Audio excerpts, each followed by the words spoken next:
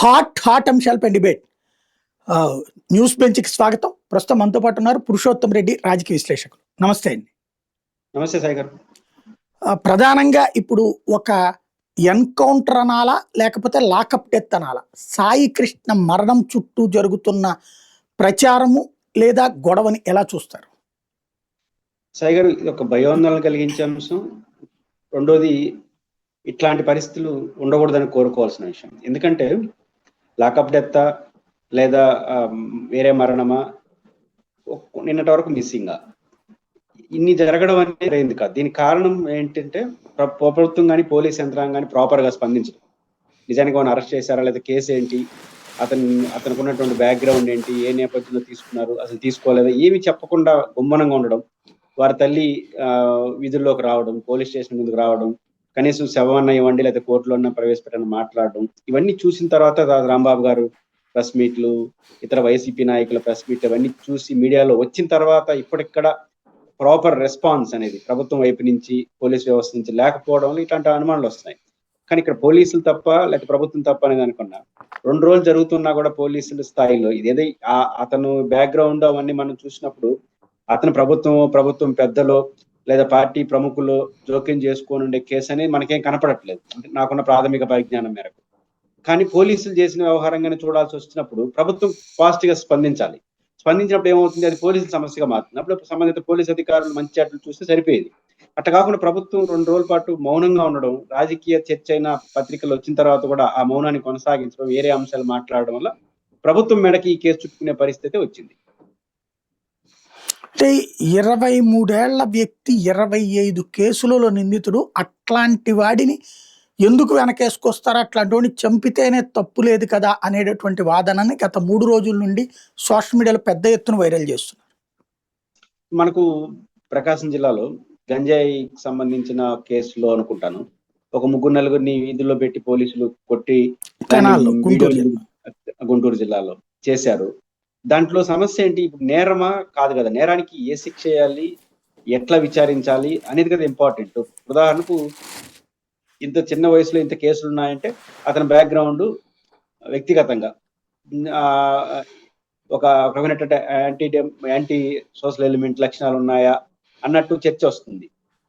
ఇది నేరుగా ముందే చెప్పచ్చు కదా, అంటే చేతిలో తీసుకొని ప్రాణం పోయి నిజంగా ఇప్పుడు ఏంటి ఆ పరిస్థితి, చనిపోయాడా, చనిపోయింటే ఎవరి చేతిలో ఉన్నాడు, ఎక్కడుంది, ఏంటి, ఏమి చెప్పకుండా ఈ చర్చ పెట్టడం ద్వారా ఏమవుతుంది, లేనిపోని చర్చకి లేనిపోని అనుమానాలకు దారితీస్తుంది. ఏ కేసులు 23 కేసులు కావచ్చు, 30 కేసులు కావచ్చు, ఏ టైప్ లో ట్రీట్మెంట్ ఉండాలి, ఏ టైప్ లో శిక్షించాలి. మేము అరెస్ట్ చేసినాం, అతనికి చాలా బ్యాక్గ్రౌండ్ ఉంది, సమాజానికి హానికరం, అరెస్ట్ చేసాం, కఠినంగా శిక్షించాలనుకుంటున్నాం, విచారిస్తున్నాం, కోర్టులో ప్రొడ్యూస్ చేస్తుంటే ఎవరు వద్దంటారు. మీరు మాట్లాడుతున్నదల్లా ఇప్పుడు అతను ఏంటి మేము తీసుకున్నామని ఇంతవరకు చెప్పారా? అతను ఇన్ని కేసుల్లో ముద్దాయిగా ఉన్నాడు, ఒక కేసులో దొరికాడు, తీరా చూస్తే ఇన్ని కేసులు ఆయన బ్యాక్గ్రౌండ్ ఉంది, అన్ని విచారిస్తున్నాం, ఖచ్చితంగా అతన్ని శిక్షించాల్సి వస్తుంది, మా పరిధిలో ఉన్నాడు అని ఈ రోజు కన్నా చెప్పగలుగుతున్నారా? చెప్పకుండా ఏమైతుందంటే, అంటే మా ఇష్టం వచ్చినట్టు చేస్తాము అనే పద్ధతి కుదరదు కదా. కాబట్టి ప్రూవ్ చేయాలి, ఆ తర్వాత చట్టపరంగా శిక్షించాలి. ఆ సందర్భంగా కొంత మోతాదు మించున్న అర్థం చేసుకుంటారు. కానీ ఏమీ చెప్పకపోతే ఈ 2 రోజులు ఇష్యూ జరుగుతున్నప్పుడు అవును మేము అరెస్ట్ చేశాం, మా పరిధిలో ఉన్నాడు, విచారణ జరుగుతుంది అని చెప్తే సమస్య పరిష్కారం అయిపోయిందేమో. కానీ అవేమి లేకుండా చేయడం వల్ల ఇప్పుడు మనిషి లేడు అనే చర్చ వచ్చినప్పుడు, కాబట్టి మనిషి లేడంత కొట్టే అధికారం మీకుందా? లేదు కదా. ఎన్కౌంటర్ కూడా కాదు కదా, పోలీస్ స్టేషన్ లో జరిగినట్టు కనిపిస్తాం కదా. కాబట్టి ఇట్లాంటి, అంటే మీ పరిధి ఏంటి, మీ పరిధిలో చేసింది ఏంటి, ఓపెన్ గా మాట్లాడకపోవడంలో వచ్చిన పంచాయతీ తప్ప ఇదేదో ఇంకోటి దాన్ని అతనికి ఉన్న యాంటీ సోషల్ ఎలిమెంట్ లక్షణాలు లేదా కేసులో అన్నిటిని తీసుకొచ్చి దీంట్లో చొప్పించి కాబట్టి అంటే ప్రతిదానికి అదే పరిష్కారం అయితే రేపు డెమోక్రసీ ఎక్కడ ఉంటుంది? అంటే పోలీసులు అసలు తీసుకొచ్చినట్ట లేదా అన్నది స్పష్టత ఇవ్వట్లేదు మీరు అన్నట్టే. కానీ వాళ్ళ అమ్మ ఆల్రెడీ నెల రోజుల నుంచి పోరాడుతోంది, కోర్టుల చుట్టూ తిరిగింది, హేబియస్ కార్పస్ పిటిషన్ వేసింది, లాయర్లు కాస్త జాలి తలిచి అమ్మాయికి తోడుగా నిలబడ్డారు కాబట్టి హేబియస్ కార్పస్ పిటిషన్ కోర్టులో మూవ్ అయ్యింది. ఆ తర్వాత ఆదేశాలు ఇచ్చాక ఇంత చర్చ జరిగింది. ఒక ఆవిడ పోరాటం వల్లనే ఇదంతా జరిగింది. మామూలుగా పోలీసులు ఇలాగా ఇన్ని రోజుల పాటు దాచి ఉంచుతారా? నేను ఇన్ని రోజులు ఉంటారని అనుకోను. మొత్తం బహుశా ఏమన్నా మిస్టేక్ లేకపోతే పోలీసులు వాళ్ళ స్టేట్మెంట్లు ఏమన్నా ప్రమాదం జరిగిందా, ప్రమాదం జరిగి కప్పించుకోవడం కోసం వేరే మాట, ఇవన్నీ ఎందుకు అనుమానాలు వస్తున్నాయి? ఓపెన్ గా మేము 23 కేసుల్లో ముద్దాయి, 22 ఏండ్లు సంవత్సరానికి ఒక కేసు లాగా ఉన్నాడు, చాలా పరిస్థితులు బాగలేదు, ఇతను హానికరం, ఇక్కడ మా పరిధిలో ఉన్నాడని ఒక స్టేట్మెంట్ పోలీసులు ఇచ్చేస్తుంటే బహుశా వాళ్ళ మదర్ కోర్టు కూడా వెళ్ళుండేది కాదేమో. కానీ నెల రోజుల నుంచి కలపకపోవడం, నెల రోజుల ముందు ఏమైపోయాడు, అసలు ఉన్నాడా, లైవ్లీగా లేడా, ఇన్ని డౌట్లు వస్తాయి. ప్రాణం సమస్య గురించి వస్తాను. మీరు అరెస్ట్ చేయడం లేదా ఏదైనా మ్యాన్ హ్యాండ్లింగ్ చేయడం, థర్డ్ డిగ్రీ ప్రదర్శించడం, వీటిపైన పెద్ద ఎవరికి అనుమానాలు లేవు. మనిషి లైవ్ లో ఉన్నాడా లేడా, దీని చుట్టూ నడుస్తా ఉంది ఇప్పుడు. కాబట్టి ఆ చర్చ నడిపినప్పుడు దేన్ని చూస్తారు? మనిషిని చంపేంత అధికారం పోలీసులకి ఎవడిచ్చాడని చర్చ వస్తుంది. పోనీ మా చేతిలో ఉన్నాడని చెప్తారా? చెప్పరు. మీ చేతిలో లేడా అంటే పోలీసుల చుట్టూ మొత్తం వ్యవహారం నడుస్తా ఉంది. అందుకని ప్రాబ్లమ్స్ వస్తుంది. కాబట్టి పోలీస్ వ్యవస్థ ఇన్ టైంలో రియాక్ట్ అయి ఉంటే చర్చ ఇంకో రకంగా ఉండేది. లేకపోతే ఏమవుతుంది, ఇప్పుడు ఈ ట్రీట్మెంట్ మనం అంగీకరిస్తే, లాస్ట్ టైం మీరు అన్నట్టు గుంటూరు జిల్లా గంజాయి కేసులో అటు కొట్టొచ్చు అనేది అనుకున్నప్పుడు, ఇప్పుడు రాష్ట్రంలో, దేశంలో, ఇప్పుడు రాష్ట్ర వ్యాప్తంగా అన్ని ప్రాంతాల్లో గంజాయి చర్చ నడుస్తా ఉంది. అక్కడ గంజాయి జరుగుతోంది, ఇక్కడ గంజాయి జరుగుతుందని. ఇంకా ఎక్కడికక్కడ పోలీసులు ఈ ట్రీట్మెంట్ మొదలెట్టారు అనుకోండి, ఎక్కడికి వెళ్తుంది సొసైటీ? చేయగలరా అట్టపు అని? ఇది ఒక సమస్య. రెండోది, మీరు ట్రీట్మెంట్ ఎవరికి ఇవ్వాలి? గంజాయి అయినా ఇంకోటైనా యాంటీ సోషల్ ఎలిమెంట్స్, ఆ బేసిక్ వెళ్ళి ట్రీట్మెంట్ ఇవ్వగలరా? ఇవ్వండి, తప్పేం లేదు. కానీ బేసిక్ వెళ్లకుండా కనపడిన వాళ్ళని ఇట్లా కొడతామంటే ఏమవుతుంది? ఇప్పుడైనా సరే మా చేతిలో ఉండాలని పోలీసులు చెప్తున్నారంటే చెప్పట్లేదు. హోంశాఖ స్పందించదు, ప్రభుత్వం స్పందించదు. ఇతర చర్చ అతను నేర ప్రవృత్తులు ముందుకు తీసుకొచ్చేస్తే మనం చేసిన రైట్ అయిపోతుందా? ఇప్పుడు అందరూ మాట్లాడుతుంది అతను తప్పు చేశాడా ఒప్పు చేశాడని కాదు. ప్రాసెస్, చట్టం, పౌర సమాజం, మనం సాంఘిక సమాజంలో ఉన్నాం, దీన్ని చర్చనీయాంశం అవుతోంది. దానితో కులం ముందుకు వచ్చింది. కాబట్టి దీన్ని అడ్రస్ చేయకుండా ప్రభుత్వం ఏరే విషయాలు అడ్రస్ చేస్తే అది దానికి మ్యాచ్ కాదు. అంటే మీ అబ్బాయిని తీసుకొచ్చాం, అతన్ని ఇక్కడ రాడు, అతని శవమే వస్తుంది మీకు అని చెప్పి వాళ్ళ తల్లికి స్వయంగా సర్కిల్ ఇన్స్పెక్టర్ చెప్పాడన్నది ఆమె చేస్తున్న ఆరోపణ. దాంతోపాటు దండ రెడీ చేసుకో, ఫోటో పెట్టుకో, ఫోటోకి దండ వేసేసుకో ఇంకా అని చెప్పి ఆమె ఫోన్ కూడా లాక్కున్నారు అన్నటువంటి. ఇది అసలు స్టేషన్లో, సినిమాల్లో వింటుంటాం, నిజ జీవితంలో సాధ్యమవుతుంది? ఖచ్చితంగా సాగర్, ఇప్పుడు ఆమె చెప్పింది సిఐ గారు చెప్పారో లేదో మనకు తెలియదు.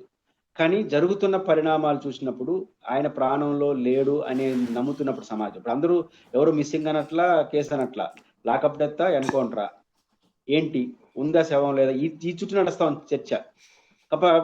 ఒక నిర్ణయానికి వచ్చేసింది సమాజం, లోపల ఏం జరిగిందో మనకు తెలియదు.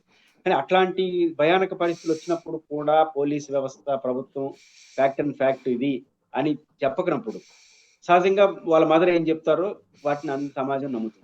ఇది ప్రాథమికమైన విషయం. సమాధానం నాకు సరైన రీతిలో రానప్పుడు, మీ పరిధిలోనే ఉన్నాడనే విషయం సమాజం అర్థం చేసుకున్నప్పుడు, ప్రాణంతో కూడా లేడేమో అని అనుమానం వచ్చినప్పుడు, నేచురల్ గా ఆ మదర్ ఏవైతే చెప్తుందో, ఆ తల్లి ఏమైతే చెప్తుందో దాన్ని సమాజం నమ్ముతుంది. నిజానికి తర్వాత నిజంగా సిఐ అట్లా చెప్పాడా లేదా, ఇంత జరిగినప్పుడు ఆయన చెప్పాడా లేదో మనకు తెలియదు. కానీ ఆమె చెప్పిన మాటలు కొంత నమ్మే అవకాశాలు ఖచ్చితంగా ఉంటాయి. ఎందుకు ఉంటాయి అంటే సాయి గారు, బేసిక్ గా చెప్తున్న విషయాలు ఎందుకు నమ్ముతారు?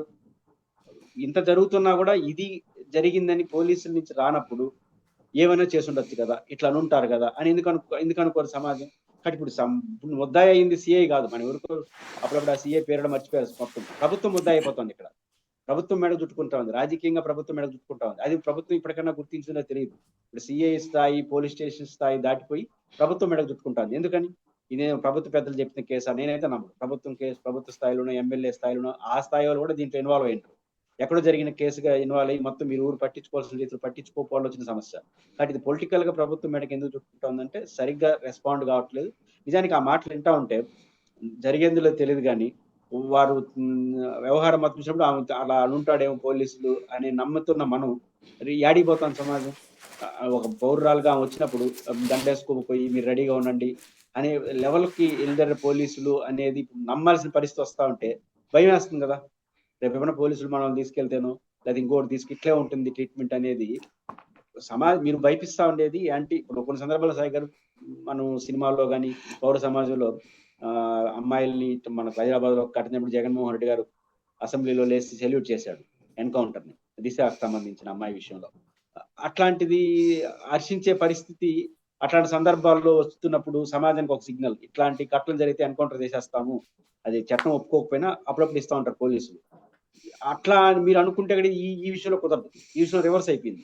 ఎందుకంటే అసలు మీరు ఏ ఆన్సర్ సరిగ్గా చెప్పకపోవడం వల్ల మీరు ఎవరికి ఒక యాంటీ సోషల్ ఎలిమెంట్స్ కో, కేసుల్లో ఉండే వాళ్ళకో, నేర ప్రవృత్తి కలిగిన వాళ్ళకో, మీ ఎవరైనా ఇట్లాంటి పనులు చేస్తే వాడు పడిస్తే నాకు అవుతుందని హెచ్చరిక వాళ్ళకి పోవట్లేదు. మొత్తం పౌర సమాజానికి భయాందోళన కలిగిస్తాం ఈ ఎపిసోడ్ మాత్రం. దానివల్ల ఏమవుతుంది, పౌర సమాజం భయపడితే రివర్స్ అయిపోతుంది. సానుకూల ఫలితాలు కాదు, ప్రతికూల ఫలితాలు వస్తాయి సొసైటీ. మీరు ఏ ఉద్దేశంతో ఇచ్చున్నది నష్టమే కదా ప్రభుత్వానికి, వ్యవస్థ. ఏంటంటే ఇక్కడ ఆ, మీరు ఇన్నేళ్ళు ప్రజా జీవితం చూశారు, జర్నలిజంలో కూడా ఉన్నారు కొంతకాలం పాటు. మీకు మీ మొత్తం ఇన్నేళ్ల వయసులో ఒక మనిషిని మామూలుగా ఎన్కౌంటర్ చూసుంటారు, లాకప్ డెత్ చూసుంటారు.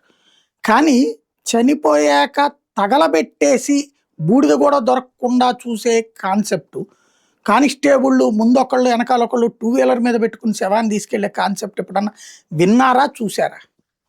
నిజానికి ఇది ఈ తరహా వాళ్ళు ఏం సిగ్నల్ ఇవ్వదలుచుకున్నారో నాకు అర్థం కాలేదు. ప్రభుత్వాన్ని, వ్యవస్థని డిఫెన్స్ లో నెట్టేనారు.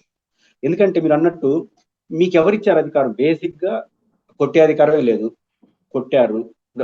మీరు చెప్పి మనం వార్తలు వస్తున్న దానంతా ఫ్యాక్ట్ అండ్ ఫ్యాక్ట్ అనుకుంటే బూడిది కూడా లేదు, మనిషిని కాల్ చేసినారు. ఎందుకు అంత మీకు ఎందుకు వచ్చింది? మామూలుగా ఏం చేస్తారు సాయి గారు? మరీ తీవ్రమైన నేరం జరిగి ఉంటే ఇంకా వాళ్ళని భరించాలంటే ఎన్కౌంటర్ చేసి దాన్ని కూడా మనం సమర్థించాం. మావోయిస్టుల పైన, నిషేధిత వ్యక్తుల పైన ఎన్కౌంటర్ కూడా సమర్థించే పరిస్థితి లేదు, కోర్టులు కానీ వ్యవస్థలు కానీ. ఇట్లాంటి కేసులు సమర్థించాం. కానీ మీరు ఒకవేళ ఎన్కౌంటర్ చేసేసి చూసాం, లేదా మనం పోలీస్ స్టేషన్ లో లాకప్ డెత్లు చూసాం, మళ్ళీ శవమో ఇంకోటో ఇచ్చేస్తారు కదా, దాని చుట్టూ రాద్ధాంతం జరుగుతుంది. అసలు మనిషే కనపడకపోతే అంటే కొట్టడం, చనిపోవడం, మీరెళ్ళి కాల్చేయడం ఎందుకు అంత అవసరం వచ్చింది అనేది పాయింట్. ఒకవేళ తీవ్రమైన నేరం జరిగింది, పోలీసుల మీద తిరగబడ్డాడు, ఎన్కౌంటర్ చేసింది మనం చూసాం, లేదా పోలీసులు లాకప్ లో ఘర్షణలో పోయింది మనం చూసాం.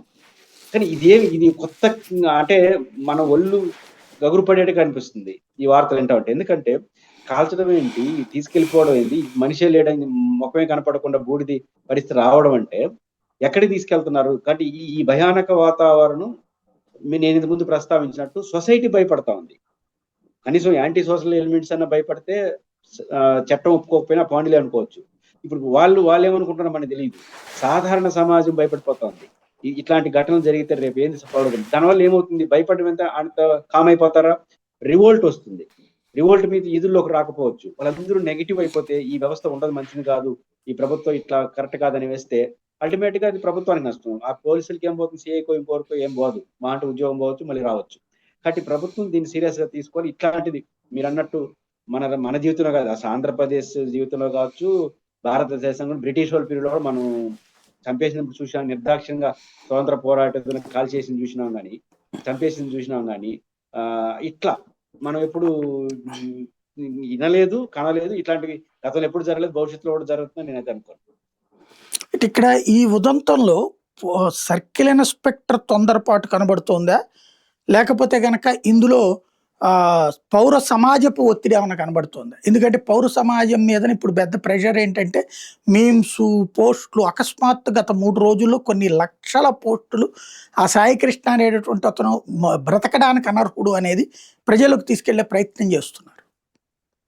అంటే ఇది మరింత నష్టం ప్రభుత్వానికి తెలుస్తుంది. నిజానికి ఆ అబ్బాయి సాయికృష్ణ అనే అతను ఎలాంటి వాడు అనేది పోలీసులు మనకు తెలియదు. నిజానికి ఆ అబ్బాయి ఏంటో తెలియదు. సరే, కేసులు చెప్తున్నారు, చట్టపరంగా శిక్షించుంటే ఇబ్బంది లేదు. కానీ అంతకు భిన్నంగా జరిగిన ట్రీట్మెంట్ అంతా జరిగిపోయిన తర్వాత ఇప్పుడు వచ్చి అతని యొక్క నేర ప్రవృత్తిని మేము చెప్తామంటే అంటే నష్ట నివారణ కోసం చేస్తున్నట్టుగా అనిపిస్తుంది ఒకసారి. అంటే ఇంత తీవ్రమైన తప్పులు చేస్తున్నాడు ఇతను అని అంటే, ఒకవేళ ఇప్పుడు జరిగిన ప్రాసెస్ అంతా సరే జరిగింది, మంచోడేం కాదు కదా అని సొసైటీ అనుకుంటుందా? అనుకునే అవకాశం లేదా నేను చెప్తున్నాను. ఇప్పుడు ఎన్కౌంటర్లో మనం సమర్థించలేము, లాకప్ డెత్లను సమర్థించలేము. కొన్ని సందర్భాల్లో ఇట్లాంటి తీవ్రమైన నేరాలు చేసిన వాళ్ళు, లేదా మహిళల పట్ల ఆ అమ్మాయి దిశ లాంటి ఘటన జరిగినప్పుడు తీవ్రమైనటువంటి తప్పులు జరిగి సమాజం భరించలేనటువంటి పాపాలు చేసిన వాళ్ళలో ఎన్కౌంటర్లో ఇంకోటో మనం చూసాం. దాన్ని సమర్థించకపోయినా అట్లాంటి జరిగినప్పుడు వాళ్ళకు ఒక హెచ్చరిక పోయేది, ఎవరికి ఇట్లాంటి అలవాట్లు కలిగిన వాళ్ళు. ఈ విషయంలో మీరు పదే 23 కేసులున్నా ఇంకోసున్నా నేర ప్రభుత్వం వాళ్ళు కూడా స్పందించట్లేదు. వాళ్ళకి ఏం సిగ్నల్ ఏందో మనకు తెలియదు. సాధారణ ప్రజలు భయపడుతున్నారు. ఇట్లాంటి యాక్సెప్ట్ చేయొచ్చా అంటే, ఇక్కడ ఆ సాయి కృష్ణ అనే వ్యక్తి మంచి చెడ్డలు కాదు, జరిగిన ప్రాసెస్. అంటే ప్రాసెస్ ఏంటి, మీరు ఎన్కౌంటరా అది కూడా కాదు కదా, నెలకు ముందు నెలకు ముందు ఎస్కేపుడు, మళ్ళీ కోర్టులు, మళ్ళీ ఏమైందో తెలియదు, ఆ తర్వాత శవం ఉందా లేదు తెలియదు, చనిపోయారో లేదో తెలియదు, శవం తర్వాత బూడిద. ఈ ప్రాసెస్ అంతా చూసినప్పుడు ఎప్పుడు చూడని రూట్ కదా ఇది. కాబట్టి ఖచ్చితంగా పోలీసులు ఏ పద్ధతిలో ఇప్పటికైనా కనీసం ఇది జరిగింది నిజాలు చెప్పకపోయినా కనీసం ఓపెన్ వచ్చి ఒక పోలీసు ఉన్న స్థాయి అధికారులు ప్రజలను ఉద్దేశించి మాట్లాడేదని మానేసి ఈ పోస్ట్ పెట్టుకుంటే ఒక యాంటీ సోషల్ ఎలిమెంట్ సమాజంలో బతికి ఉండకూడన్న వ్యక్తి ఆయన అనేది మీరు చెప్పదలుచుకున్నా కూడా ఏం చెప్పినట్టు ఈ ప్రాసెస్ అంతా సమర్థించినట్టు. ఈ వాళ్ళు అబ్బాయి ఎలాంటి వాడైనా ఈ ప్రాసెస్ లో ట్రీట్మెంట్ ని సమాజం యాక్సెప్ట్ చేయదు. అది ప్రభుత్వం గుర్తించాలి, పోలీసులు గుర్తించాలి. కాబట్టి ప్రాసెస్ ని వ్యతిరేకిస్తా ఉంది, చర్యలు వ్యతిరేకించట్లేదు సొసైటీ. మీరు ప్రాసెస్ ని మళ్ళీ సమర్థించుకోవడం కోసం డైరెక్ట్ గా దాన్ని చెప్పలేక ఈ పద్ధతిలో చెప్తే ఎట్లా? పవన్ కళ్యాణ్ ఢిల్లీ నుంచి హనుమకొండకు వచ్చి హనుమకొండలో కార్యక్రమం అయిపోయిన తర్వాత ఇక్కడికి వచ్చి చంద్రబాబు గారిని కలిశాక బాబు గారు సీరియస్ అయ్యి బాబు గారు యాక్షన్ తీసుకోమని సిఐని వీఆర్లో కాదు సస్పెండ్ చేయమన్నారు. తర్వాత విచారణకు ఆదేశించారు. రాజమండ్రి ఎస్పీ విచారణ చేస్తున్నారు. ఇది నెల రోజుల నుండి జరుగుతున్నటువంటి తతంగం. పవన్ సీరియస్ వలన స్పందించినట్ట, లేకపోతే ప్రభుత్వం బాధ్యతగా స్పందించినట్ట? రెండూ లేవు. ఇప్పుడు ఎందుకంటున్నానంటే సొసైటీలో ఇట్లాంటి ప్రాసెస్ ని వ్యతిరేకిస్తున్నారు. దురదృష్టవశాత్తు మనం ఏ ఘటన జరిగినా దాంట్లో కులాన్ని చూసే పరిస్థితి వచ్చేసింది. దీనికి ఎవరూ మినహాయింపు కాదు. గతంలో డాక్టర్ సుధాకర్ గారి విషయంలో తప్పొప్పుల సంగతి మళ్ళీ పెడతాం, ఫలానా దళితుడు కాబట్టి అని చర్చ తీసుకొచ్చారు.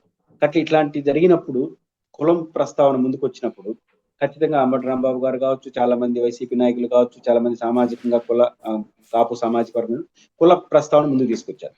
అంటే ఇంత ఘోరం జరిగి బైబిల్స్ వాళ్ళ కుటుంబాలు ఎవరో జనసేనకు రిలేటెడ్ గా ఉన్నారని కూడా అంటారు. ఉండొచ్చు, లక్షలాది మంది అభిమానులు పార్టీ ఉన్నప్పుడు ఉండొచ్చు, లేకపోవచ్చు. కానీ అంటే ఆటోమేటిక్ గా పవన్ కళ్యాణ్ గారి మీద ప్రెజర్ పడిపోయింది. ఎందుకంటే కుల ప్రస్తావన ఈ మధ్యకాలంలో ఎక్కువ వస్తా ఉంది కదా, నాకు కుల భావం లేదని ఒకసారి, కులం కావాలని ఒకసారి. పవన్ కళ్యాణ్ గారి చుట్టూ కాపు కులం నిరాశ, మళ్ళీ ముఖ్యమంత్రి రేసులో లేడు, ఇట్లాంటి ఒక డిబేట్ నడిచింది కదా.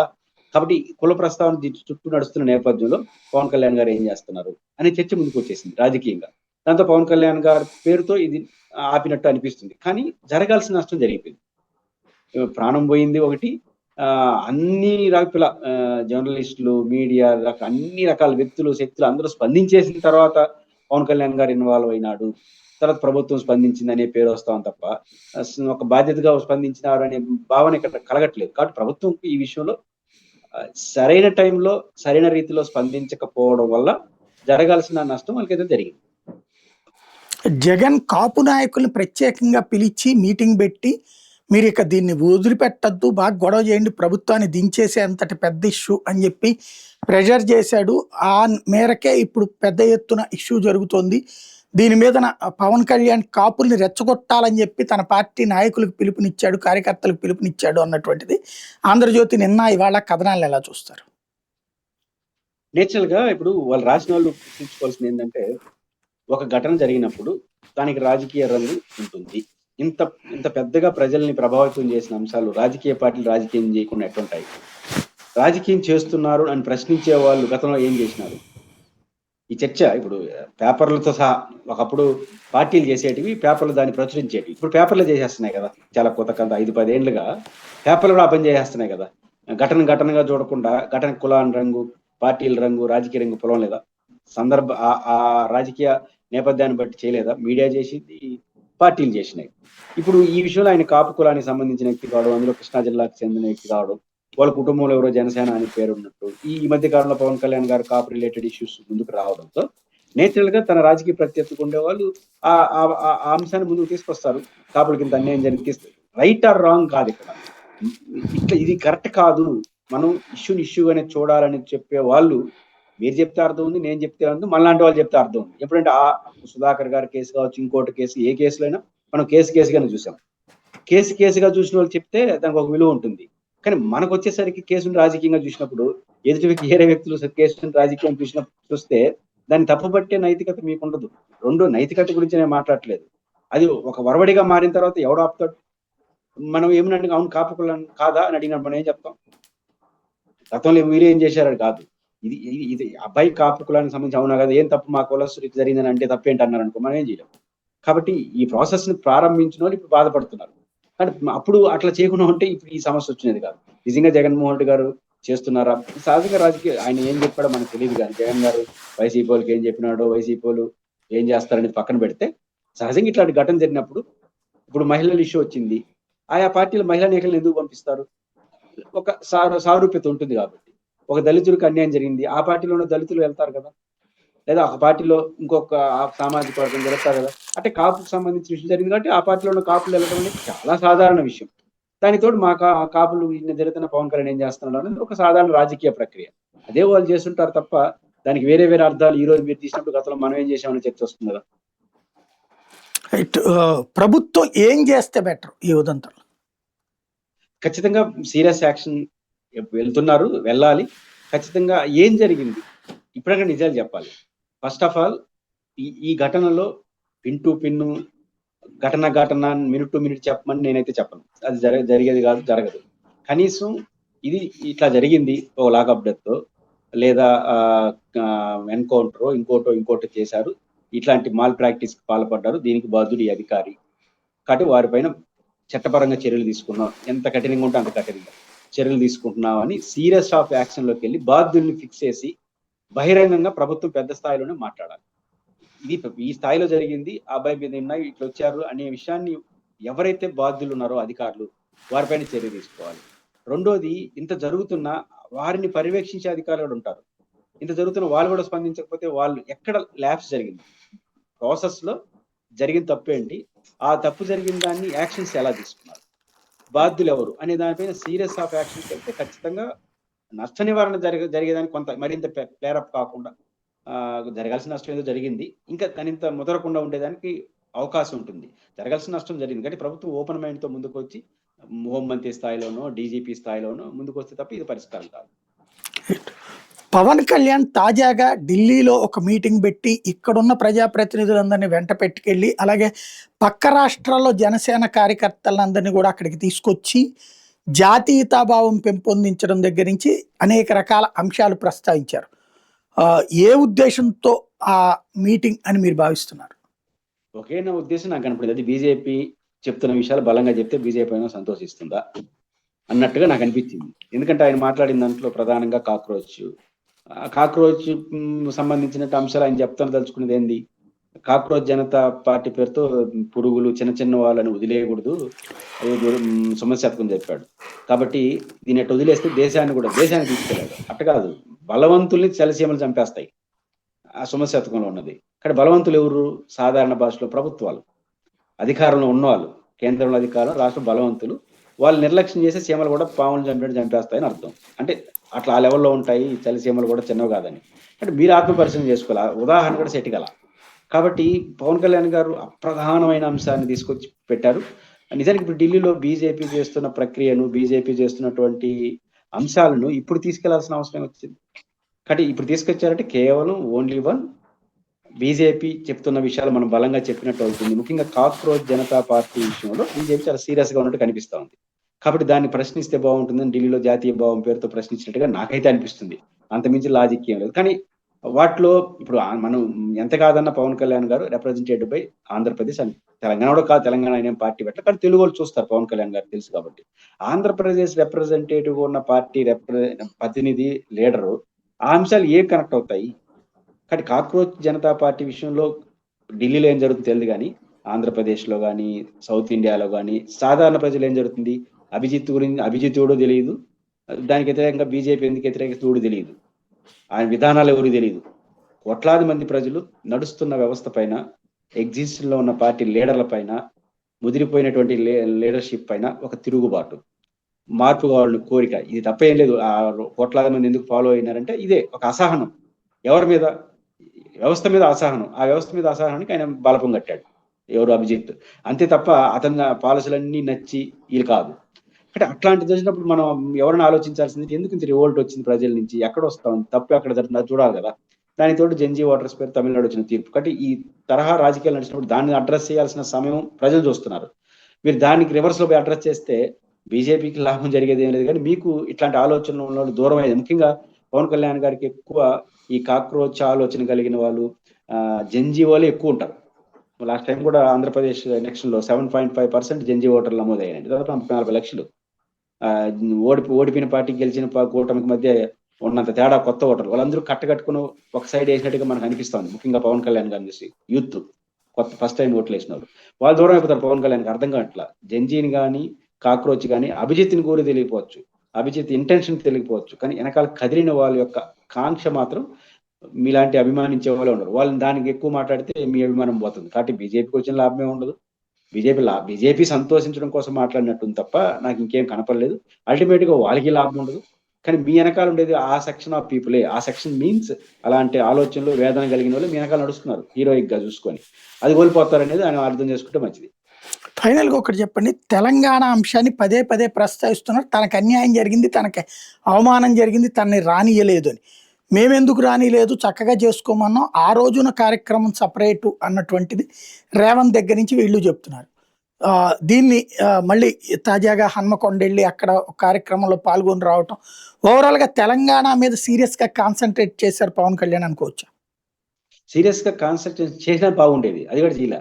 సమస్య ఏంటంటే నాగేశ్వర్ గారు చుట్టూ జరిగిన తతంగంగా నాకు అనిపించింది ఆయన ఫీల్ అవ్వడానికి. ఎందుకంటే తెలంగాణ సమాజం నుంచి కొంచెం పౌర సమాజానికి రిప్రజెంటేట్ చేసే వాళ్ళు ఏకపక్షంగా పవన్ కళ్యాణ్ గారిని విమర్శిస్తూ వచ్చారు. దాడంటే పొలిటికల్ గా. కానీ ఈయన సమర్థించే వాళ్ళు తెలంగాణ లేరు, దురదృష్టం ఆంధ్రాలో కూడా లేరు. ఆంధ్రాలో కూడా ఇప్పుడు తెలుగుదేశం పార్టీ సోషల్ మీడియాలో నాగేశ్వరాన్ని బహిరంగ వచ్చానులే. కాబట్టి ఒంటరి అయిపోయినట్టు కనిపించింది. దీనికి పరిష్కారం ఏంటి? ఆయన్ని ఇతరా చేసుకోమని అడగడం ఫస్ట్ పొరపాటు. ఇతరా చేసుకోకపోతే ఆధారాలు చూపించి తప్పు చెప్తున్నాం మాట్లాడితే ఒక రకంగా ఉండేది డిబేట్.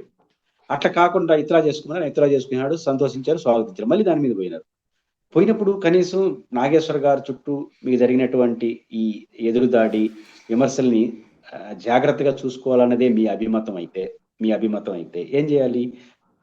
దానికి ఏంటో పరిష్కారం చూడాలి, ఎక్కడ లోపం చేయాలి. అందుకని ఏకంగా తెలంగాణ సమాజాన్ని ఉద్దేశించి రాజకీయాలు చేయడం మొదలెట్టారు. తెలంగాణ నవనిర్మాణం పేరుతో. తెలంగాణ సమాజానికి నవనిర్మాణం పేరు చేయాలంటే అక్కడ పార్టీ నడపాలి కదా. నడపతారా మీరు? నడపగలిగిన శక్తి ఉందా? ఒకటి, మీరు నడపడం మీ చేతిలో లేదు కదా. బీజేపీ ఏమనుకుంటుంది కూడా ఇంపార్టెంట్. బీజేపీ మళ్ళీ మీరు 29 కాసుకోండి అన్నారు, కరెక్ట్ గా వారం తిరగక ముందుగానే అమిత్ షా గారు ఒంటరిగా పోటీ చేస్తా ఉన్నారు. ఇప్పుడు ఏం చేస్తారు?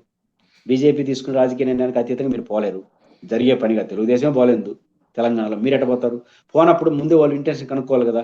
కనుక్కుంటే మాట్లాడడం, కనుక్కోకుండా వచ్చి 29లో పోటీ చేస్తాం, ఒంటరిగా నిలబడతాం, ఎవరో మీలాంటి జర్నలిస్టులు ఎవరు అడిగితే ఆ విషయం బీజేపీని అడగండి అంటే కలుపుకోబోతారా లేదనే చర్చ వచ్చినప్పుడు ఇన్ని మాట్లాడేసినారు. ఇప్పుడు దాన్ని చేసే పరిస్థితి లేదు. కాబట్టి ఎక్కడ మనకు నష్టం జరిగిందో లేకపోతే ఇబ్బంది కలిగిందో దాన్ని అడ్రస్ చేసే ప్రయత్నం చేయాలి. నిజానికి నాగేశ్వర్ గారిని ఈ కోరి విత్డ్రా చేసుకోమని పవన్ కళ్యాణ్ గారు దాన్ని యాక్సెప్ట్ చేసిన తర్వాత వదిలేయాలి పవన్ కళ్యాణ్ గారు.